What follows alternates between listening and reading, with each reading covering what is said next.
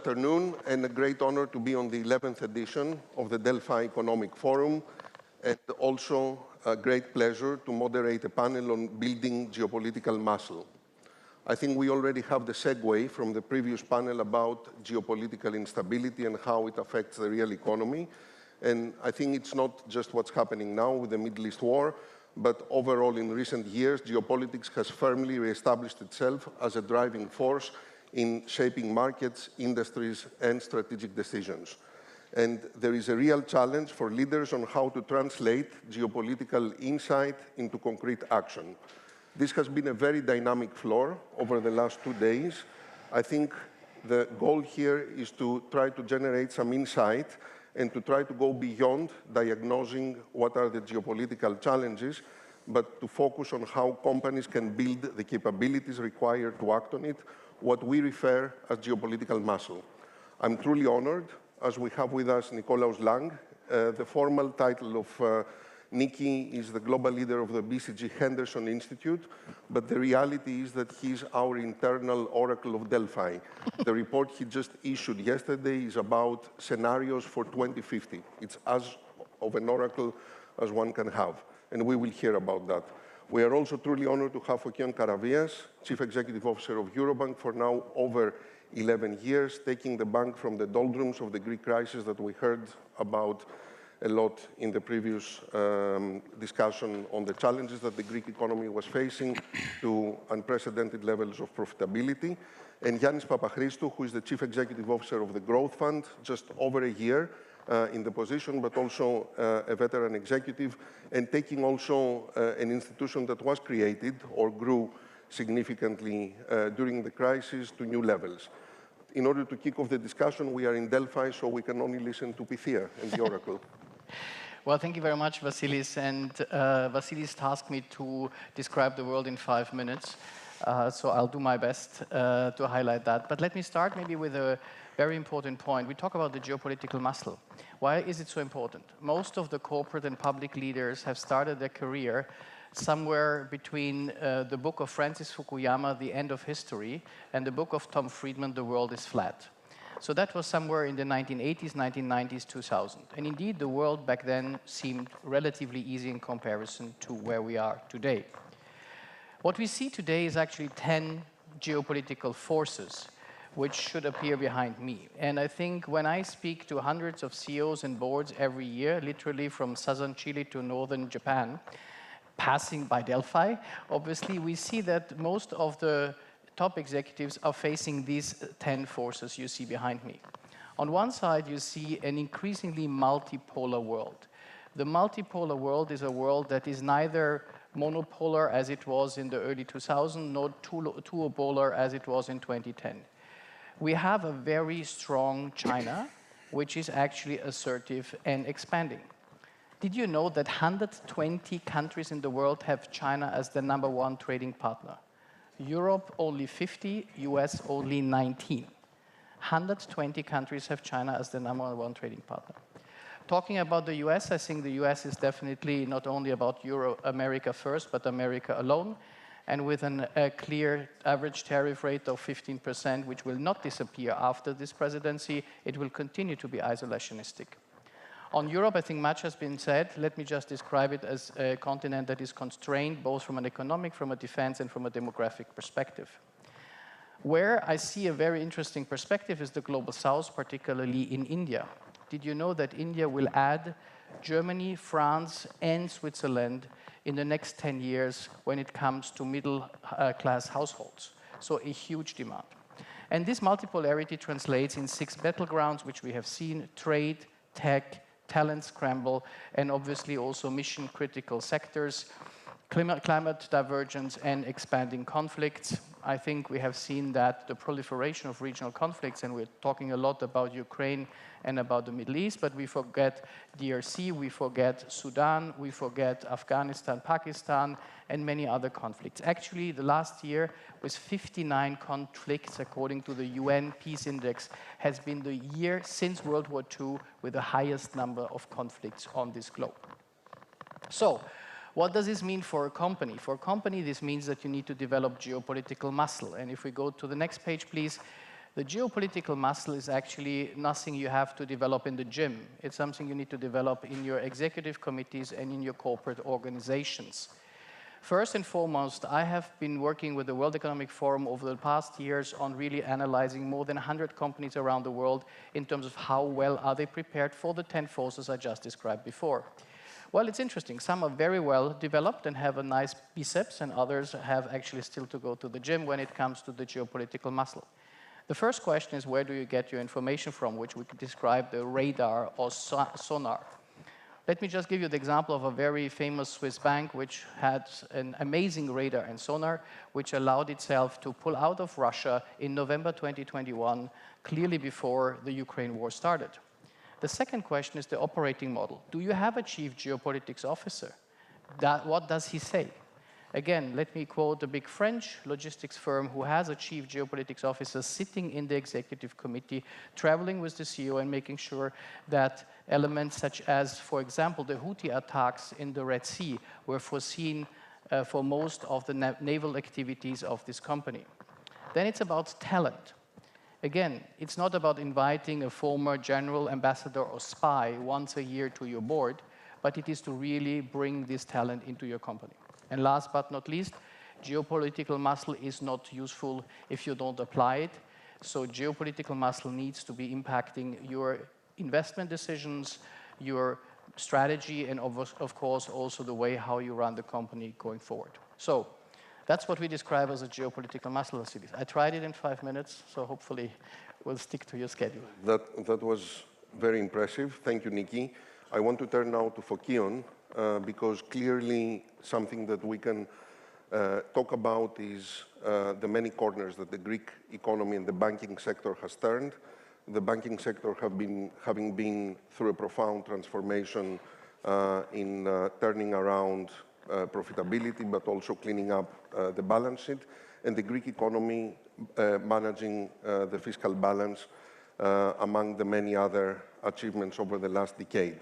How are these experiences contributing to building a much more risk-aware organization at Eurobank? And more broadly, how has the Greek strengthened financial position contributed to a more resilient banking sector that is able to withstand the challenges that we see today on the geopolitical arena in a much better way? Vasilis, thank you for the question. Thank you for inviting me in this very interesting panel. We are talking about risk, and we are in the business of managing risks. Liquidity and credit have been the traditional risks that banks manage, aligned with the business cycles.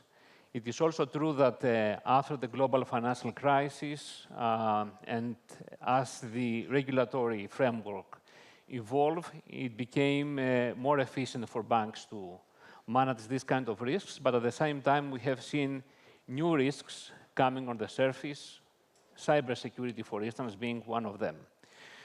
In the last decade, we have realized that the risk profile of this institution is also influenced more and more from external factors than the traditional business cycles. I think the pandemic was the prime example of that. Then we had the invasion of Russia to Ukraine, and more recently, the events in Iran, so that the volatile geopolitical environment affect quite severely the global environment, the global business, and the financial sector. In any crisis, as we in Greece had the opportunity to witness 15 years ago, the health check at which an economy enters a crisis is of paramount importance. And I think it is noticeable that this time Greece has entered this crisis in a much better position compared to its own past, but also versus other European peers. As Mr. Hatzidakis mentioned a few minutes ago, the country runs quite healthy primary and net surpluses. It has a very good amount of cash buffer. The debt remains high, and we should never forget about it, but it is declining fast and is serviced by relatively low interest rates. At the same time, next to the fiscal strength, the country has a banking system that has recovered, and actually it is in a quite robust position. This kind of resilience is built during prosperous times, and it is built, and it has to be built, often in contrast to calls or views of more lenient policies in either the public sector or the financial sector. And unfortunately, we have witnessed this kind of voices quite recently. Now, aside from the geopolitical environment, or rather coupled with the geopolitical environment, we have the advancement in technology, which could act in twofold. One is to help businesses manage these risks in a more efficient way, but at the same time, technology can be a risk factor by itself. Let me use as an example the Claude mythos that has made headlines during the last few weeks. It appears that this software is able to identify zero-day vulnerabilities of operating systems, of browsers. And from one side, someone could argue that it could help the banking system and other businesses identify these weaknesses and improve their cybersecurity. But let's think also this kind of LLMs to be in the hands of people, of parties, of states that would like to use this technology to destabilize the global economy and the financial system.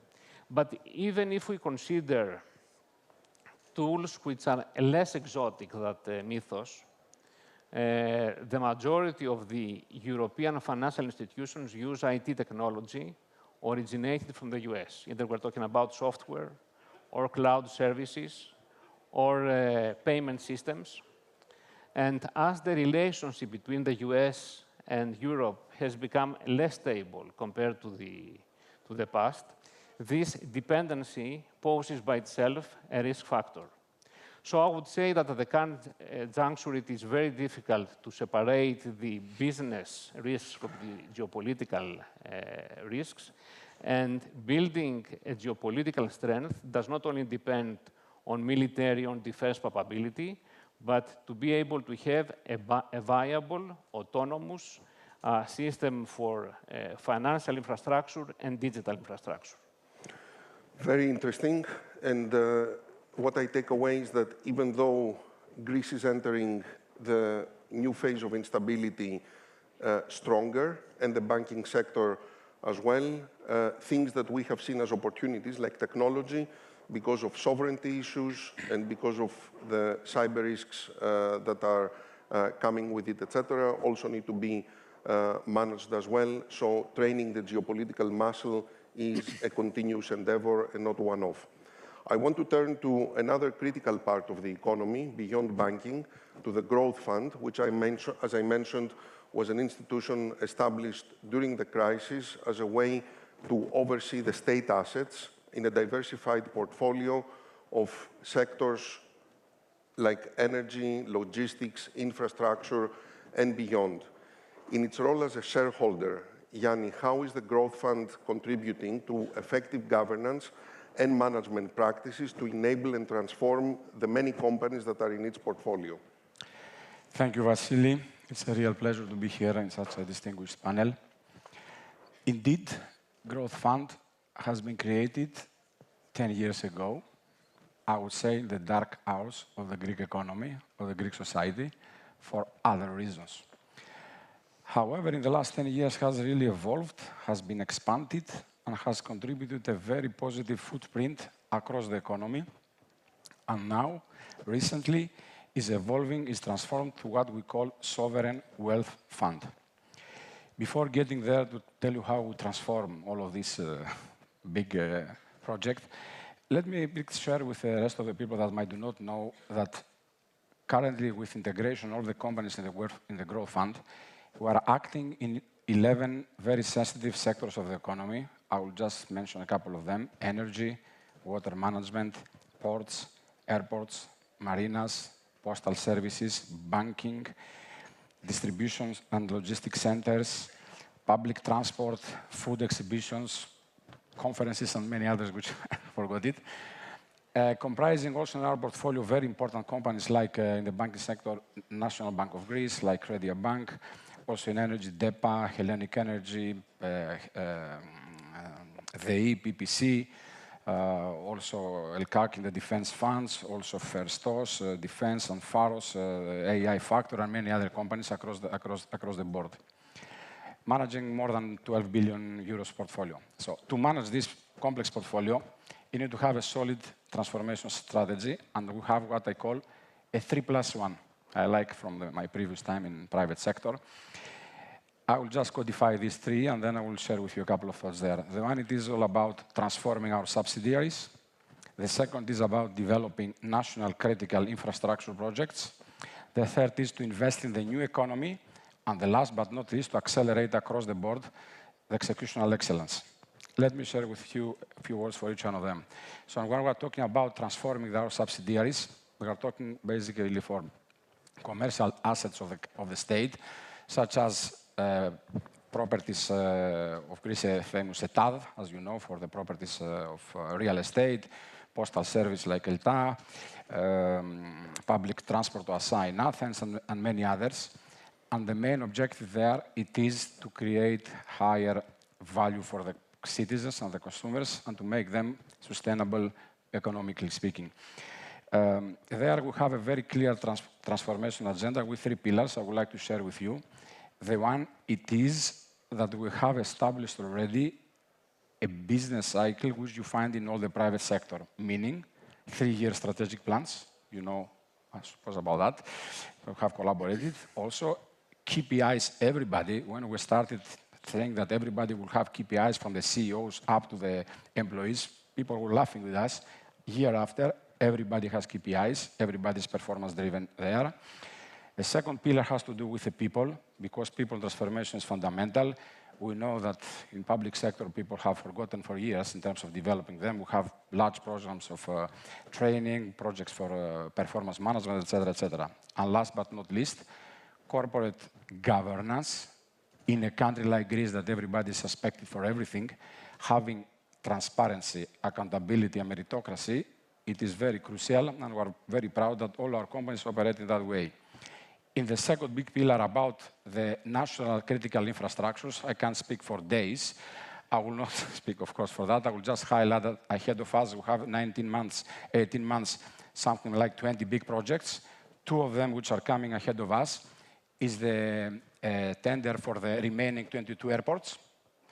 Is also a couple of very important ports like Lavrio and like Elefsina around Attica and many others in the country. I will not go further on that. Last pillar, the third one, and very important, which signifies us that we become sovereign wealth fund, it is that we have now, with the launch of the HIF, I will say for that maybe later on, eventually, we are entering on the area that investing in the new economy with a focus in the green energy, in blue economy, in technology, agrotech and biotech, to make sure that we leverage the mind of the state. And the +1, which I described, which I'm particularly proud, is the fact that distinguishes us versus other sovereign wealth funds and other organizations in Greece who have internalized the unity, which is the PPF, which is the National Accelerator. Just to share with you a couple of numbers that I was also impressed, how these guys have accelerated all the projects we are enjoying developing. More than 850 tenders in a couple of years, more than 2.5 billion tenders in transparency without any issue, and they have in the pipeline something like 10 billion, which all of these are for the Greek economy. So these 50 mujahedins, which I call they have in the organization, are accelerating across the board, which enable us to make reality all of this, which I'm describing to you here. Thank you very much. Yiannis, as you were listing the assets, I was thinking that the percent of the economy that is represented on this panel between the banking sector and the state assets is definitely in the double digits. I won't attempt to estimate how much. Definitely. Now, we said that we would like to generate some insight and how to generate competitive advantage out of geopolitical instability.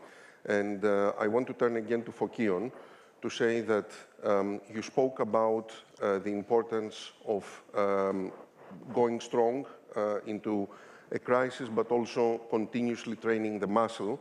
But when I look at Eurobank and the growth ahead, it is not without risk. You're looking at markets in the Middle East, in Asia, but also further expanding into businesses like asset management and insurance.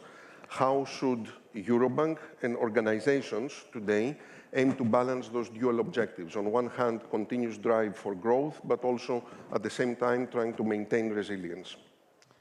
Yeah, Vasily, thank you for the question. This is definitely a challenge on how to balance between the two objectives.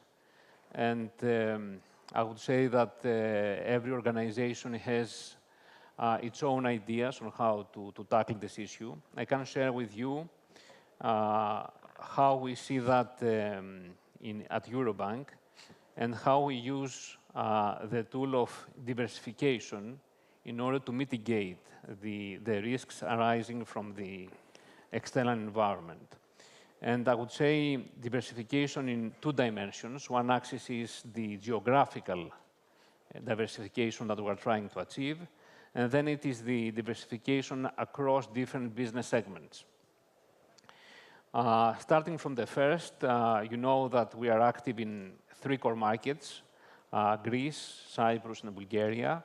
We source no more than 50% of our revenues out of Greece, 35% out of Cyprus, 15% out of Bulgaria. Therefore, someone could argue that we are quite advanced in achieving this diversification between markets. At the same time, someone could also argue that in an environment like the one that we experience today with the Iran crisis, the energy markets will affect every economy, which is true. But for instance, in our case, Bulgaria is a country in which electricity is mainly produced by nuclear, and the participation of tourism in the GDP of the country, because of the structure of the economy, is quite less than in Greece or in Cyprus. So it appears, at least on paper, that each economy is more resilient than the other 2 economies. Let me now go to the other dimension, which is how we should diversify across different business segments. At the moment, as it is the case for most of the Greek banks, the majority of our revenues coming out of traditional banking businesses. And one of the cornerstones of the business plan that we presented, and it goes until 2028, is to increase the contribution of wealth management and insurance businesses. For this reason, during the last couple of years, we have proceeded into 2 important acquisitions. One in Cyprus, we acquired the largest insurance company of the country there. And more recently, we announced that Eurolife Life returns back to the group, a company that we had to dispose at the height of the previous crisis. At the same time, we ran a quite important transformation journey in terms of technology, in terms of business model in our subsidiary in Luxembourg, so that we can enhance further the wealth management businesses. So these 2 dimensions converge or trying to converge in order to provide a defensive structure, a resilient structure for the group against external disturbances. Now, I would like to use also something that Nikos said before. He mentioned India as a case quite promising going forward. This is something that we share. This is a view that we share at Eurobank, and we're trying to promote consistently the idea that Greece, and maybe to a greater extent Cyprus, could act as strategic gateways for Indian companies that would like to expand their products and services across the EU. And I said primarily Cyprus. Why Cyprus? Because it has some ties with traditional legacy ties with India. They share a common past, a Commonwealth past. English is the business language in both countries. Cyprus has developed over the years a flourishing professional services community. There is experience in hosting international companies. And last but not least, the 2 countries have the same, effectively, legal system. They share the common law jurisdiction. Cyprus is the only European country, along with the distant island, with common law. So this makes it an attractive case, and next month we're going to have the opportunity to inaugurate our India office in Mumbai. We're going to have the honor of the presence of the President of the Republic of Cyprus there. He's paying an official visit in the same period. The inauguration event will precede a number of business announcements, showing that there is potential for developing these ties between Greece, Cyprus, and India. One of the things that we're going to announce is that we activate the Indian payment system, the UPI, in Greece. We're going to be the first European country in which remittances could be sent through UPI. This is the product of our cooperation with NPCI International in India.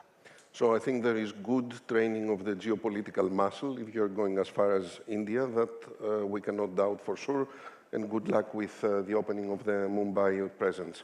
I want to turn to Yiannis and ask him to elaborate a bit more on the third pillar, which is the more forward-looking. You mentioned HIF, the infrastructure fund. If you can say how you're using this as an example of going from the more passive asset management, I'm not saying it in a negative way, but more, let's say, the prudent management of the assets of the fund, to the more proactive management looking into the future. In 5 minutes, please. Okay, indeed. In Growth Fund, in the last years, we are building a thematic portfolio of funds. So this is not the only one. We are starting from Festos, which is acting in the venture capital area. We have the LCAC on the defense on the scale-ups. We are also launching the Pharos, the first AI factor in Greece, very important. And the flagship fund in our portfolio, of course, is HIF, the Innovation Infrastructure Fund, which has a very concrete mission and characteristics. Let me share a couple of them. The characteristics are that we are investing exclusively in the new economy. This is clear in the mandate. The second is that we have very concrete targets for the next 3 years to deploy 300 million, which is the initial capital in the market, targeting to mobilizing in total 1 billion with the co-investors. The second characteristic is this also that we are always minority partner who do not compete with the commercial funds, for sure. We like just to put the credibility of the state on the table, and that's it. And the plan is that to announce and to deploy 2 to 3 placements per year, reaching in total 10 placements in the next couple of years. Important here, subject to say, again, that the objective is to create jobs also for the country. We are not a pure commercial organization there, and this is the main objective. And I think, just to say here some things, is very critical at the moment for Greece on this one. And the HIF will play a very critical role in the next couple of years for 3 simple reasons. First of all, as we all know, after 2026, the funding from European Union will decline. All right. So it means that you need an organization like this one to make the bridge between international investors and Greece to bring more capital in Greece. The second, it is that we are a natural hedger for the investors because we are a state-owned organization and we have the executional muscles, as I described before, to deliver on the projects, to overcome the bureaucracy which exists in Greece and many countries. And third, again, because it's state-owned organization, the standards of a corporate governance is of global standards, and this is very, very important priority, very necessary in these days in our country. Thank you very much, Yanni, and this is extremely encouraging, everything that you described, new initiatives, but also not dominated by state funding, but also giving space to the private sector. So, Nikki, Pythia was very short in her statements, but it led to big discussions afterwards. You have 1 minute for your statement as the oracle. Yeah, let me conclude maybe with 5 no-regret moves that every company can do in this environment, and I think Fokion and Yiannis touched on several of them. First, develop your structural resilience in supply chain and operating footprint. Second, build financial buffer for volatility in prices, inflation, and tariffs. Third, make sure that you know where your technology is coming from and that you have a stable supply. Fourth, upskill your talent for AI and the shifts to come. And last but not least, and we've heard this both in diversification in India and new asset bases, think about new growth markets. Thank you. Thank you very much. Thank you very much for attending, and thank you, Fokion, Yanni, and Nikki, for a great panel.